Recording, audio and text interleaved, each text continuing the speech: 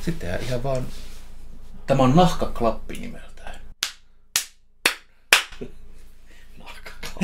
Nahkaklappi. Nahkaklapiksi sitä kutsutaan. Sanoiko missä on nahkaklappi? Hyvää epäpyhää vuorokauden aikaa ja tervetuloa tänne studioon. Onko tämä studio? Tämä on studio. Kyllä, tämä on hyvinkin studio.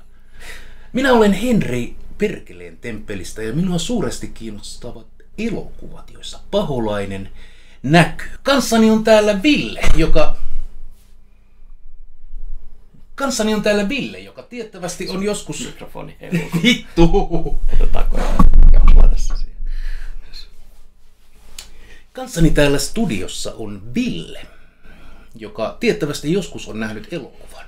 Kerran tai kaksi on joku tullut nähtyä. Ja me teimme sillä lailla hassusti, että katsoimme tällaisen elokuvan kuin Late Night with the Devil. Katsotaan, jos saat sen kuvan näkymään. Ja minkä takia me katsottiin se? No minä katsoin tämän, koska tässä oli paholainen. Mutta oliko pointtina ehkä se, että jos vaikka vastaisuudessa puhuttaisiin tämän tyyppisistä elokuvista? Kyllä. Ja tämä olisi nyt aloitusjakso. Katsotaan mihin tämä menee. Jos syntyy jotain järkevää, niin me ehkä keksitään podcastille jopa nimi jossain Toistaiseksi nimeämätön. Ehkä näette jo kaptioneissa jonkun otsikonkin, mutta tätä nauhoittaessa sellaista ei vielä ole. Mutta on siis, vuonna 2023 tullut ulos. 23 on tuotanto valmistunut, jonka jälkeen tämä jäi jonkinlaiseen julkaisulimboon. Eli ei saanut levitysoikeuksia välittömästi, jostain syystä sitä ei poimittu, ja sitten se päätyy striimipalveluihin pääasiallisesti jenkkien Shudder-nimiseen kauhuun erikoistuneeseen striimipalveluun. Ja kyseessä siis elokuva sijoittuu vuoteen 1977 suunnilleen. 77-78 jotain. Ja idea tässä on, että meillä on Late Night Show with Jack... Mikä sen nimi oli? Jack Delroy. Jack Delroy on Late Night hosti ja hänen vieraanaan on kirjava joukko erilaisia hahmoja. Konsepti on tahallisesti hyvinkin tuttu kaikille Conan O'Brienin showta kattoneille. Näyttelijä David Dastmalchian, joka pääosan vetää, niin pohjasi hahmonsa siis ihan puhtaasti Conan O'Brieniin, ja se näkyy. Mutta idea on se, että kaverilla on talk show, joka on shakannut jo hyvän tovin, ja pitäisi saada vähän lisävirtaa, ja Halloweenin kunniaksi on sitten päätetty ottaa aiheeseen liittyviä vieraita. Vähän särmikkäämpää, vähän seksikkäämpää, vähän sellaista. Rikotaan vähän niitä konventionaalisuuden rajoja. Joo. Tässä oli muutama semmoinen vieras, jotka oli selkeästi niin kuin tosimaailmasta otettuja. Joo, toi ihan niin kuin sellainen aikalaispastissi.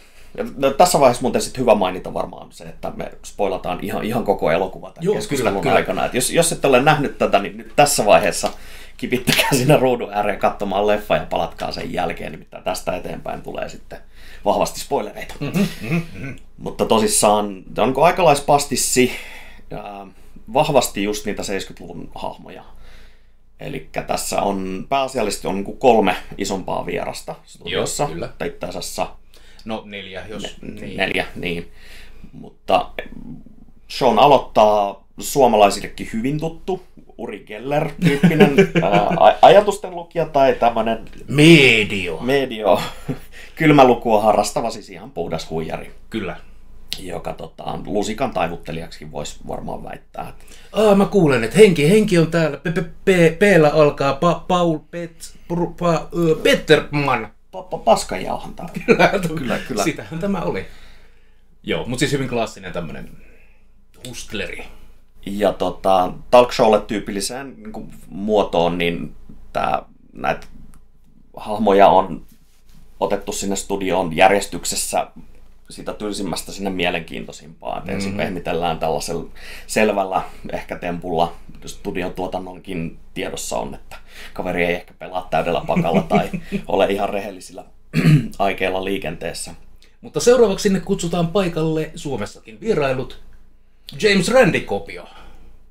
Carmichael. Joka on tämmöinen skeptikko, joka entinen taikuri. Lavataikuri, Vegas Show mainitaan leffa-aikana pari otteeseen. Ylimielinen, hieman kusipäinen, siinä suhteessa ei muistuta oikeata James Randia, mutta ulkoisesti ja sillä mitä tekee, eli pyrkii paljastamaan huijarit, niin on käytännössä siis hyvin vähän naamioitu James Randi. Kyllä. James Randi, kevyet mullat. Kyllä. Siinä oli hieno mies. Mutta tämä Carmichael oli tosiaan vähän ylimielinen ateistiskeptikko kertomassa, että miksi olette kaikki niin houkkia.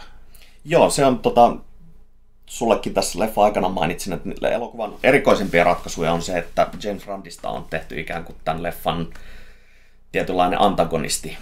Ja hahmona oikea Randihan ei sitä ollut, vaan oli hyvin pidetty, karismaattinen, ei koskaan oikeastaan esityksissään ylimielinen. Et pyrki kyllä näyttämään huijarit, mutta niin kuin hyvin lempeä on niin kuin ehkä se kuvaavin termi. Ja sitten taas tämä Carmichael on aivan absoluuttinen ylimielinen kusipää.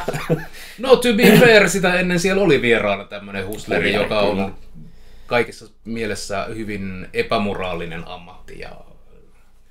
Niin.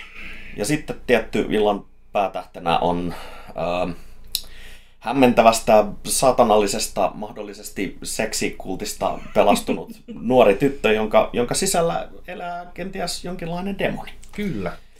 Tämän tytön alkuhan oli aika mielenkiintoinen, miten se freimattiin. Että tässä oli yhdistelty Anton Zandor Laveita suoraan ja sitten Wakon tätä kulttitammuskelua.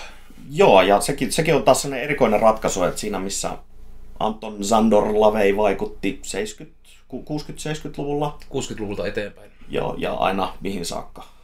Aina 90-luvulle asti. 90-luvulle asti, ja sitten taas Waco'n piiritys oli 90-luvun alkua, että siinä on 10-luvut otettu reippaasti häränpyllyä heittäen yhteen. On, mutta siis ratkaisuna ihan toimiva. Eli tämä tyttö, joka tulee talkshowhun, on entinen saatanallisesta kultista painut tai pelastunut. Ainoa kultin henkiin jäänyt palaneesta talosta löytynyt jäsen. Sekä hänen terapeuttinsa kautta mediuminsa. Se muija. Se oli psykoterapeutti. Se oli jonkinlainen ammattitermi jossain. Me parapsykologit. Parapsykologit, joo, se oli. Se on. Joo. Ghostbustersistakin tuttu.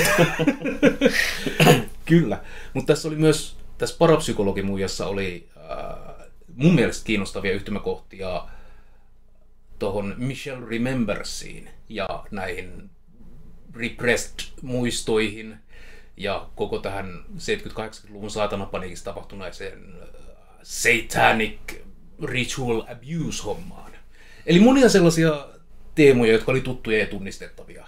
Ja niillä leikiteltiin ja se oli ihan hauskaa. Ja leffanahan tää on siis, mitähän tää nyt toista, on yhdistelmä found footagea ja feikkidokumenttia. Eli tää aloitetaan semmoisella kehyskertomuksella, jossa kerrotaan, että on nauhat kadonneesta tai hyllytetystä jaksosta on löytynyt ja näytetään nyt ekaa kertaa, että mitä tapahtui. Ja siinä on muuten kivana ylläribonuksena on se lyhyen juonon siinä dokumentin alussa, niin toteuttaa elokuvalegenda Michael Ironside muun muassa. Kuka se on?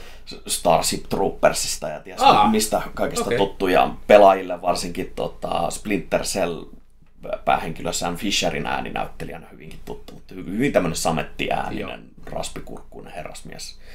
Kaikissa 80-luvun elokuvissa on yleensä se pahis. Muun muassa Scannersissa on se pääräjäyttäjä.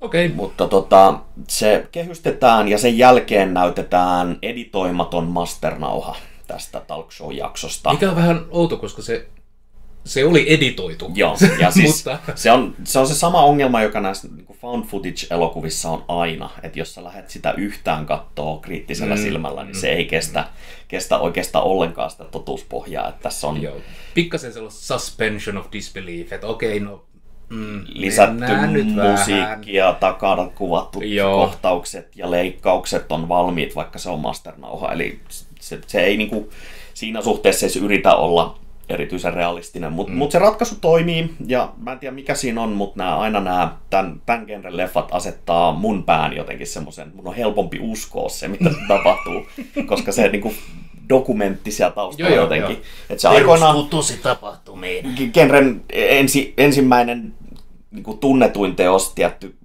legendaarinen Cannibal Holocaust, niin se on edelleen todella monelle liian rankka. Ja tämähän nyt ei ole... No, mennään siihen myöhemmin, kyllähän tässäkin rankkaa oli, mutta noudattaa hyvin sitä samaa skeemaa, eli tässä huijataan katsojaa. Ehkä se James Randi voisi tulla yleisöä auttamaan myös katsojia. Joo, ja loppua kohden, kun asiat alkaa eskaloitumaan, niin sittenhän tämä found footage tavallaan niin kuin poistuu siitä katoa. Ja lopun kohdalla se hylättiin käytännössä kokonaan.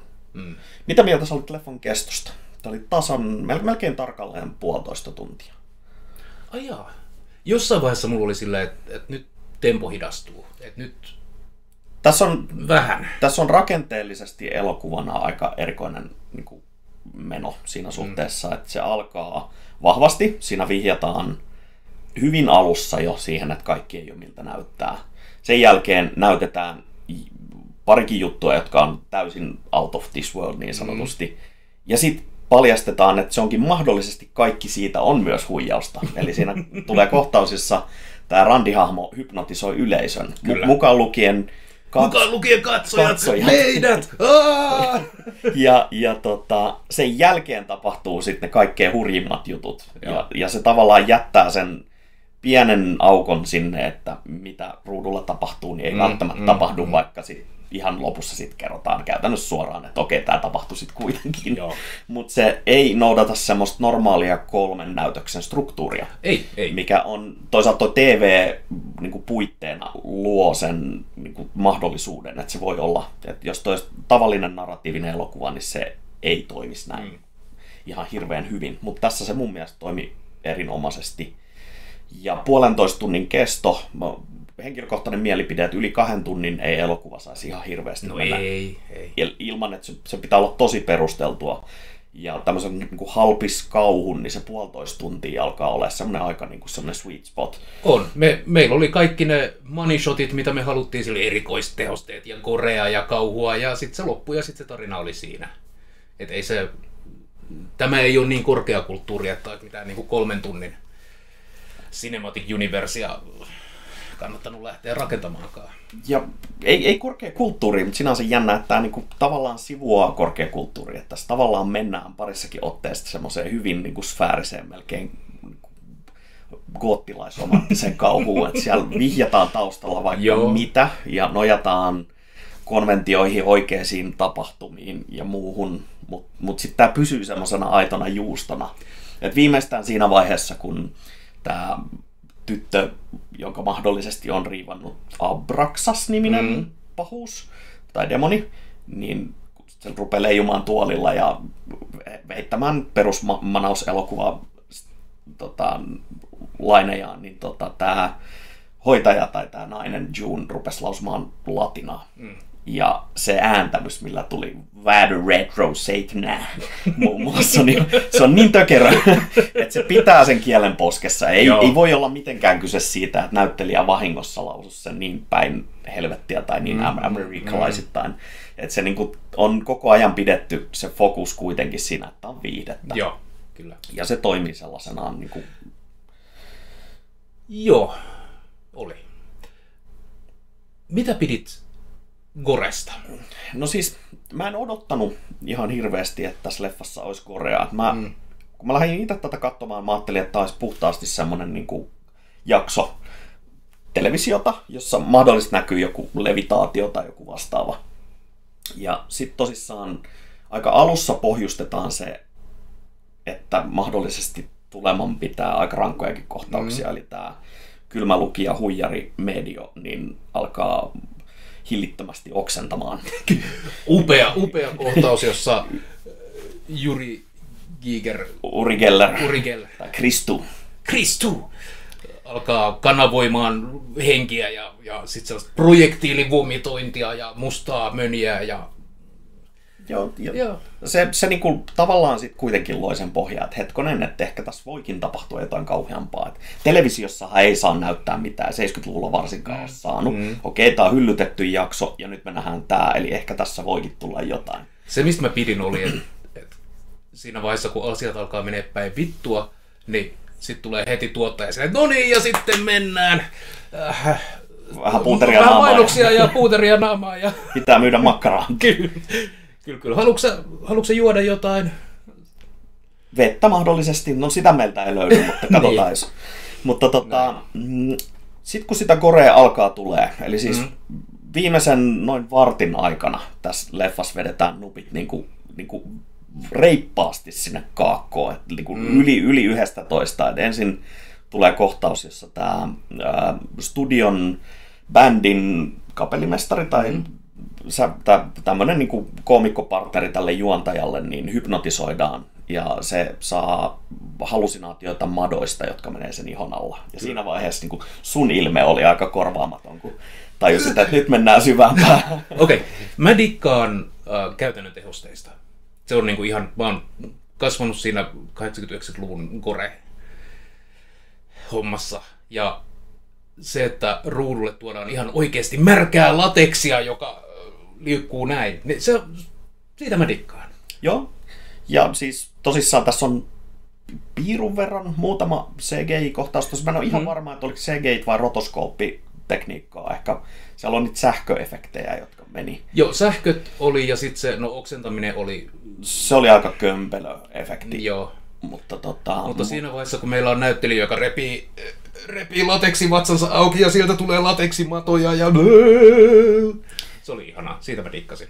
Ja sitten tosissaan vähän tämän jälkeen sitten niin jokseenkin kirjaimellisesti helvetti repeää studiossa. Ja lopputulos on sen verran hillitön, että sitä mä en oikeastaan halua isommin kuvailla, että se on pakko nähdä uskoakseen. Mutta gore oli hyvä. Ja siis mä oon vanhan kunnan vannoutunut gorehound, eli sitä kunnon niin mässäilyä, splatterpunkkia gorea kun löytyy, niin meikäläisen suupielet kyllä nousee niin kaakosta kaakkoon. Sinänsä sitä olisi voinut olla enemmänkin, että tämä ei ole splatter-leffa. Ei. Ja sitä oli riittävästi. Niin kuin, sitä oli taas enemmän, oikeastaan tokalla katselukerralla vasta niin havahtui, että okei, tässä on yllättävän paljon kohtauksia. Mutta ihan semmoinen mässäily nyt ei olisi sopinutkaan, että sitten tästä, jos olisi loppua lähdetty pidentämään, niin sitten siinä olisi voinut olla hyvinkin paljon märempää se meininki. Mutta tuohon loppuun liittyen, mitä sä pidit siitä niin kuin loppuhuipennuksen jälkeisestä osiosta? Koska ekalla katselukerralla katoin, niin mä en ollut ihan vakuuttunut siitä, että oliko se tarvittavaa. Eli tilanne huipentuu siellä studiossa ja sen jälkeen me lähdetään tripille tämän juontajan, ehkä mahdollisesti pään sisään. Mä pidin siitä, koska siinä vaiheessa, kun tämä loppuhuipennus, tämä varsinainen money shot, jossa helvetti repeää auki, leikataan tähän meidän päähenkilöön, joka on tämä juontaja Jack Delroy. Ja nyt tulee ne muutokset siihen kameratyöskentelyyn. Tämä ei ole enää found footagea. Joo, siinä avataan kuvasuhde auki. Se menee, olisiko peräti scope-kuvaan. Ja kuvan laatu muuttuu ihan niin kuin tiukaksi teräväpiirroksi, ellei 4K:ksi. Ja se ei todellakaan ole mitään TV-kuvaa. Koska meillä on tämä narratiivit ja tämä maailma tässä niin kuin found footageissa, niin selkeästi nyt ollaan jossain sfääreissä. Ja mä pidin siitä, että me siinä sfääreissä, vähän kerrataan nyt, että Jack Delroy on ehkä tehnyt Bohemian Grovessa jonkinlaisia sopimuksia puiden alla kaapuveikkojen kanssa. Ja nyt on aika maksaa. Ja sitten kun me palataan ihan viimeiseen shottiin, palataan takas tähän maailmaan ja Jack Delroy joutuu katsomaan kätteensä työtä, että vittu tähän on tultu. Meidän show taisi mennä tässä kaikki makaa kuolleena ja verisenä ja siellä on roiskeita ympäri seiniä ja studioyleisö on karannut aikaa sitten ja poliisipillit vaan lähenee. Mä pidin siitä. Joo, se mä tiedän, että se jakoi jonkun verran mielipiteet silloin, kun tää tuli ulos, koska siinähän kun mentiin tavallaan sinne metatasoille. Joo. Ja metatasoissa on aina se ongelma, että se voi olla liian silmää vinkkaavaa. No siinä oli vähän sitä, että muistatko kun sanottiin, että... Pikkasen joo, mutta sitten taas toisaalta niin siinä on hienosti se, yhdessä vaiheessa katkee se kuva ja siihen tulee tämä technical difficulties. Ja siinä oli vähän se, että no miksi nyt tämän kaverin aivojen sisällä tapahtuvaa juttua lähdettäisiin niinku katkomaan, mutta se lähtee se kuva sulamaan. Niin. Ja se niinku tavallaan, no siinä oli ideana se, että sielunsa myyminen mahdollisesti television herroille tai jotain vastaavaa, niin se menee sinne niinku narratiiviin ihan ok, mutta se voin hyvin kuvitella, että se suorastaan vitutti joitain. Mä tiedän muutaman friendin, jotka ei digannut tuosta lopetuksesta ollenkaan. Joo, mä ymmärrän, mitä ja se on ihan hyvin voi väittää, että tosta sen vikan 10 minuuttisen, jos se olisi leikannut siihen, kun se kuva katkee ensimmäisen kerran studiosta, niin se voisi mahdollisesti olla parempi elokuva. Mutta mä dikkaan aina, kun mennään niinku ihan sfääreihin. Noit on vaikka Nicolas Cagein Color Out of Space, joka menee loppua kohden joo, niinku aivan hillittömäksi pedelyksi. Niin se toimii, kunhan se on niinku hyvin tiedossa etukäteen, että tässä tänne mennään. Mut siis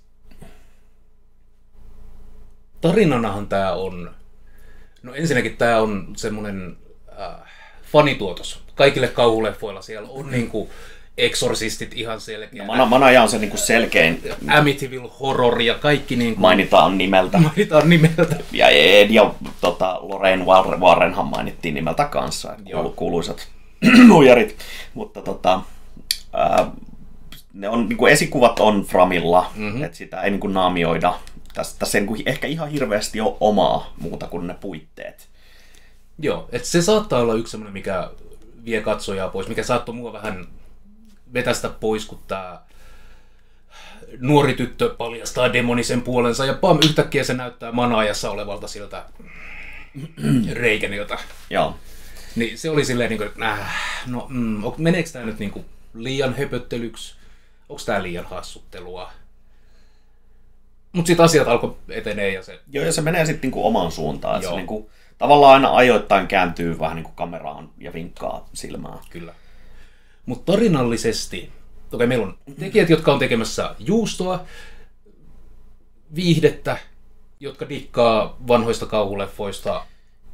Joo, ja siis tää on semmonen... Tänhän on ohjannut siis veljespari, joka on tehnyt Coen Brothers. No ei Coenit, se oli, nyt pitää ihan luntata, Cairnes veljekset, Colin ja Cameron, jotka on siis tehnyt pääosin kauhu ilmeisesti. Mutta ei ole ihan hirveästi breikannut läpi ennen tätä. Että tällä niin sai huomattavasti huomiota. Ja kerron kohta, miksi huonossa valossa. ei onneksi ole mitään seksiskandaalijuttuja tai mitään vastaavaa. Mutta selvästi niin genre on heille tuttu ja rakas. Se on tämmöinen love letter. Että tässä on niin hyvin klassisia asetelmia. Mä itse sanon, että tämän leffan nerokkuus melkein eniten piilee siinä, että siellä on taustalla kulkee koko ajan tarinaa. Siellä on ainakin 3 semmoista niin kuin sivujuonta, jota ei nosteta framille missään vaiheessa, mutta jos sä kiinnität huomiota, niin ne on ihan päivänselviä. Et siellä on tämän päähenkilön Jackin ja sitten tämän parapsykologin välinen, heillä on ilmeisesti suhde keskenään. Joo. Ja sitten siellä on, sen lisäksi kulkee tämän huijari Kristun kohtalo. Ja siellä on niin kuin monia tämmöisiä niin kuin omituisia sivujuonteita. Sitten se, minkä mä huomasin nyt vasta tokalla kerralla, on se, että ne tuotantotiimin jäsenet alusta saakka yrittää tutkia siellä studiossa, että miksi niiden tekniikka kusee. Joo. Ja se on myös semmoinen, että se koko ajan sitä nostetaan framille ja sitten tietysti lopuksi paljastuu, että no se on vaan tämä demoni, joka täällä studiossa on. Mutta siinä oli myös hauska, kun jossain vaiheessa tulee, että hei, tämmöinen liian oudos. Studioväki kävelee ulos. Ja sen jälkeen niin kuin huomattiin, joo siellä... Tuotannon taso laskee. Aivan ehdottomasti, että näkyy... Boomin mikrofoni tippuu kuvaan ja... Kamera on vähän shakimpi ja... Fokus hukassa, että se on huomioitu. Ja se on niin pieniä yksityiskohtia, mitä on tosi paljon otettu huomioon. Ja sitten samaten siis tässä on taustalla ehkä mahdollisesti Faust-kauppa. Eli päähenkilö on tehnyt mahdollisesti saatanallisen diilin jonkin kanssa. Joo, sehän tässä on tämä niinku klassinen tarina, että ihminen on valmis myymään hyvin kalliita asioita saadakseen materiaalista etua itselleen. On se sitten rahaa, valtaa, vaikutusvaltaa, menestystä, mainetta ja mammonaa. Mutta siitä joutuu maksamaan hinnan. Ja tässähän tämä hinta hyvin konkreettisesti sitten tuli. Joo, ja se mainitaan vielä niin 3 otteeseen, että oletko valmis sivulauseessa tai sitten ihan alleviivattuna. Mm-hmm. Ja sitten siellä on vielä, siis mä en itse asiassa tiennyt tätä ennen kuin mä nyt tein taustatutkimusta tätä katselukertaa varten, mutta siellä on sitten vielä tähän vaimoon liittyvä sivustory. Eli sinne on piilotettu tämän leffan aikana, on ainakin 4 tai 5 kohtausta, jossa sä näet heijastuksena tai niin kuin, sä bongasit yhden sen käden kyllä sieltä, mutta siinä on aikaisemmin esimerkiksi ne puuteroi sitä Jackia takahuoneessa, niin siinä on se peili. Ja hetken aikaa, kun ne kääntyy kamerasta pois ja se peili näkyy takana, niin se vaimo seisoo siinä peilissä. Oh my ja mä bongasin näitä nyt 2 ja mä tiedän, että niitä on ainakin 2, mahdollisesti 3 vielä lisää. Mutta se vaimon konkreettinen kummitus, joka roikkuu tämän päähenkilön yläpuolella, niin se on sitten niinku, se on konkreettinen, että se ei pelkästään abstrakti niinku, huono omatunto tai tällainen, vaan se niinku on. Mutta se on yksi semmoinen, niinku, mikä tuo kanssa, jos sä tiedät sen, niin se vielä vahvistaa enemmän sitä faktaa, että okei, tämä on oikeasti yliluonnolliset tapahtumat, jotka tässä taustalla on. Kyllä.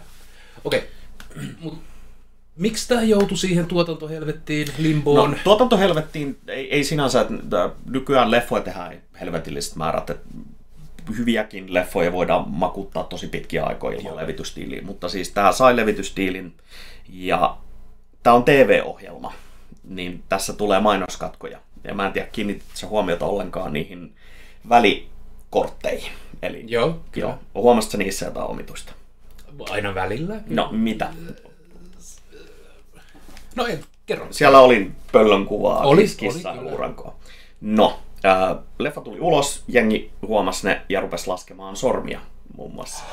Ja paljastui, että että nämähän ovat kohtalaisen ilmiselvästi tekoälytuotoksia. Oh no! Ja ohjaajat paljasti, että tosissaan tehtiin sinne ne kortit tekoälyn avulla. Ja koska nyt tällä hetkellä ei ole hirveän muodikasta, varsinkaan taiteellisilla aloilla tekoälyä hyödyntää, varsinkaan työhön, josta voisi oikeasti maksaa rahaa, niin tätä sitten repoteltiin varsinkin YouTuben kauhuskene kuohui, ja aika monet kieltäytyi oikeastaan puhumasta tästä leffasta ihan kokonaan. Myönnettiin, että leffa on hyvä, mutta en halua, koska saatanan kusipäät veitte rahat joltain taiteilijalta. Ja se on niin erikoinen juttu siis siinä suhteessa, tuommoisten välikorttien teetättäminen taiteilijalla olisi ollut muutaman 1000 euron verran ehkä budjetista, joka oli joitain miljoonia dollareita. Että se ei niinku todellakaan olisi maksanut juuri mitään tai nähnyt vaivaa, niin siitä sitten oli spekulaatiota jälkikäteen, että oliko se tarkoituksellinen tempaus, että saatiin virallisuutta elokuvalle. No jos oli, niin se kyllä ei toiminut. No se toimi ja ei. Niin. Tästä tuli niinku ihan kohtalaisen iso hitti. Kun se teatterikierrokselle pääsi, niin se sitten lopulta nappasi $20 miljoonaa. Mä luulen, että budjetti on ollut muutama. Se on ihan reippaasti ylittänyt. Kauhuhan yleisesti on genrenä semmoinen, että sillä tehdään rahat takas aina, koska tuotetaan halvalla. Ja sitä verrakasta märkää lateksia. Ja kyllä. Sitten taiteelliset tissit johonkin, niin se on niinku. Sitten tämmöinen leffa, joka muuten hautautuisi johonkin, niin pääsee otsikoihin sen takia, että siellä on käytetty tekoälytaidetta, niin se on voinut vaikuttaa myös positiivisesti katsojan lukuihin. Mutta siinähän nyt tulee tämmöinen klassinen, mitä olet valmis tekemään, uhraamaan alttarille, että myytiin sielu tekoälysaatanalle ja saatiin katsojia, mutta leffan maine tavallaan on monelle tahraantunut. Eli hyvin faustmainen kauppa siinä suhteessa. En tiedä, kun ei näitä välikortteja, siirtymäkortteja, niin eihän niitä ollut kovin paljon. Niitä on 3 ja osa niistä käytettiin 2 kertaa. Joo. Siis hyvin pieni osa, me mitataan niinku sekunneissa. Niin, ja siis tosissaan tavaraa, jonka kuka vaan olisi pyöräyttänyt niin hyvinkin nopeasti ja varmasti pienellä rahalla. Se on pakko olla jossain määrin tietoinen päätös. Varmasti, kyllä. Ehkä silloin on ollut se, että on haluttu kokeilla. Ehkä on haluttu provosoida. En minä tiedä. 23 valmistunut, eli varmaan todennäköisesti 22 on kuvattu. Ja jälkituotanto on yleensä se noin puoli vuotta vuoden. Et silloin tekoälylle ei ihan niin hirveän pahamainen vielä ehkä Ei, ollut. se oli uutta ja se oli tullut just. Se on kans, voi mennä semmoisen hölmöyden piikkiin, mutta voi olla myös tarkoituksenhakuinen virali. Mutta niin kuin nähtiin tuossa leffa kun alkoi, niin siinä tuli varmaan 19 eri tuotantoyhtiön logot alussa. Että on sitä rahaa jouduttu niin kuin kinuamaan vähän sieltä sun täältä. Et tässähän ei niin kuin tähtiä sinänsä ollut. Että toi David Dastmalchian, joka pääosassa on, niin on semmoinen naama, joka on monille tuttu. Dark Knightissa taisi olla ensimmäinen rooli. Et näyttelee siinä Jokerin avustajaa. Joo. Mulla oli niinku, mä tunnistin yhden näyttelijän, mä oon hirveän huono näyttelijöiden tunnistamisen nimessä, mutta kuollut vaimo oli silleen, että hei, tää on tää näyttelijä, tää on näytellyt toisessakin elokuvassa. That's it. Se on se. Siinä leffassa, missä on niitä ihmisiä. Kyllä, joo. Oliko naishahmo vielä? Niin kuin hyviä näyttelijöitä, että siis huonoa roolia ei yksikään näistä vetänyt. No ei. Jopa se... Toki nämä hahmot ei ollut kovin syvällisiä, ja ne ei nyt hirveätä tunneskaalaa joutuneet näyttelemään, paitsi päähenkilö. Joo, ja se niin kuin Randin vastine, joka oli semmoiseksi niin kuin pikkasen kissamaiseksi määritelty liikkeeltä, niin se toimi. Se oli niin kuin överi, elämää suurempi hahmo, mutta sitten kun se hahmo alkoi havaita, että ei helvetti, että täällähän tapahtuu oikeasti jotain, niin ne maneerit poistuu aika nopeasti. Ja sehän oli myös elokuvan parhaita kohtauksia, että kun shit hits the fan ja demonit oikeasti tulee esille, niin kaveri on heti Okei, meillä on skeptikko, joka on valmis niinku todistamaan, että mitä tällaista jotain, kaikki lavashowta, ja niinku, mulla on 500 000 antaa kenelle tahansa, joka niinku, tästä selviää. Ai, demonit on todellisia. Minä olen valmis palvomaan sinua ikuisesti. What? Ota minut, oi herra. Täysin niin kuin 180 live on air. Jep. Minä pidin siitä. Joo, siis se oli semmoinen aika epätyypillinen, että yleensä se olisi ehkä tapettu epäkunniallisemmin. Se vedettiin vähän niin kuin lekkeriksi loppuviimein ja ihan hyvä niin. Se on tarjosi semmoisen hyvän kevennyksen. Muuten plus, koska se todella hahmo oli ollut synkkään lopetukseen. Ollut vähän vittumainen hahmo, niin sitten niinku come up se nyt on saatu käsiteltyä. Ja jotain symboliikkaa siinäkin varmaan, että se kyseinen hahmo siis kirjaimellisesti palaa sisältä päin. Niin. Tunnon tuskat veivät mennessään. Okei, mutta siis tää on mitä? 1,5 tuntia. Paljon viittauksia kauhugenreen. Ja ihan peruskelpo. Peruskelpo. No niin kuin tähtiä jos pitäisi antaa, niin kyllä mä siinä niin kuin 4 tähden, jos 1-5 arvosanalla mennään, niin 4 tähteä niin kuin viihdyttävyydestä. Ei tämä mestariteos. Ei tämä mikään semmoinen klassikko, mikä jää ikuisesti elämään, mutta käyttöviihteenä ihan niin kuin ajaa todella hyviä asioita. Viihdekäyttöön suositellaan. Viihdekäyttöön. En suosittele polttamaan tuota levyä missään piipussa. Mutta kyllä, siis minä myös. En mä tälle mitään tähtiä anna, mutta sanotaan, että minä pidin sen katsomisesta ja voin suositella kenelle tahansa, joka genrestä tykkää muutenkin. Kun ei ihan hirveän herkkä vatsa ole. No. Tai mielellään just niillä. Niin. Mites ihan mielenkiinnosta sitten taas noin niin kuin satanismin eksperttinä, niin tämä tulkinta Zandor Diabo, joka ei siis missään tapauksessa ei ollut Anton LaVey, niin Anton Zandor LaVey. niin sait sä siitä, sehän oli niinku, tässä kuvattiin niinku saatanan palvojana. Joo, kyllä. Sillä oli kaikki samat niin kuin, tai hyvin paljon samoja tällaisia repliikkejä, samanlainen puvustus, samanlaiset misut siellä kuljettamassa pääkalloja ja tikareita.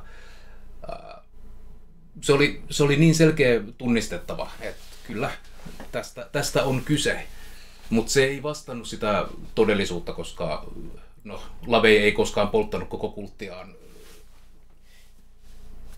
tietääksemme. Eikä varmaan myöskään ehkä oikeita veriuhreja suorittanut. Ei, itse asiassa LaVeyhän puhuu paljon niin kuin tällaisia veriuhreja vastaan. Mun pitäisi melkein ihmisuhreista käsittelevä essee lukea uudestaan, mutta joo, tällaista ihmisuhraamista tai niin kuin tässä elokuvassa oli, että joo, nyt lapsia tehdään ihan vaan. Lapsia tehdään ihan vaan, että päästään niitä stäbbäämään ja sitten siellä oli raskaana olevia muijia kultistivermeissä. Niin sitähän ei tapahtunut. Ja niin kuin lapsiuhreja ei Church of Satanissa ole tehty. Asiaa on tutkittu, koska FBI ja Satanic Panic ja kyllä tämä on niin kuin läpikäyty. Mutta... Oliko 70-luvulla jo Jenkeissä satanapaniikki? Oli. Se on se ensimmäinen. Joo. Koska siihen tässä viitattiin jo heti, varmaan ensimmäinen lause suurin piirtein. Kyllä, jopa niin kuin 60-luvun loppupuolella, mutta siitä se lähti 70, 80, 90 on se niin kuin huippu. Ja sitten mielenkiintoista oli se kanssa, tuossa oli hyvin vahvat viitteet myös Crowleyn touhuihin, että taas tämä kultti, johon hän mahdollisesti kuului tai ei kuulunut ja oli ehkä uhrannut jotain, niin se oli sitten taas ihan puhtaasti orgioitaan myöten niin kyllä. Crowleyta, että kaavut ja muut. Joo, kaavut ja Bohemian Grove ja pöllömaskeja ja orgioita ja enimmäkseen orgioita ja kaman käyttöä. Niin. Mikä niinku kuulostaa mun mielestä ihan hauskalta. Minä en ole orgioita ja kaman käyttöä vastaan. Mutta Crowleysta mä en niin paljon tiedäkään. Toki hän on vaikuttanut meidän koko high magic-käsitykseen länsimaisessa kulttuurissa, mitä me ymmärretään sillä, mitä rituaalitaikuus on. Wickedest man on the planet, vai mitä se meni.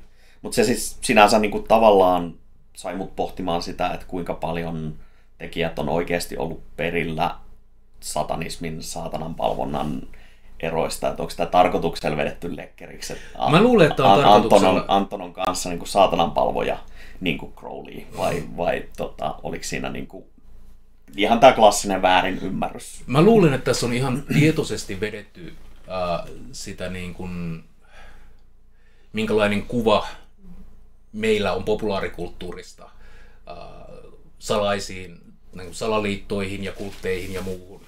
Et ei tässä ollut tarkoituskakaan mennä niin kuin satanismiin ja satanismin johonkin filosofiaan. Tämä oli viihdettä ja tämä käsitteli faustilaista sovintoa, diiliä, kauppaa. Kaupankäyntiä, kyllä. Kyllä, faustilainen sovinto. Sielun vihollinen. Elokuvan nimessä on Devil. Saatanaahan tässä ei ollut missään muodossaan. Jonkinlainen demoni, mutta kyllä me kaikki tiedetään. Että... Mutta tämä on se klassinen, mikä Manajassa oli. Pazuzu. Ja tässä oli Abraxas. Tai mahdollisesti joku vähempi Abraxasin kaveri, mutta se on se, onko ihan semmoista niin kuin manaaja tai manausaiheista elokuvaa, jossa olisi ihan puhtaasti saatana mukana, niin ehkä jossain myöhemmässä jaksossa saamme selville, mutta Emily Rosen riivaaja. Emily Rose sanoi, että saatana on yksi hänen.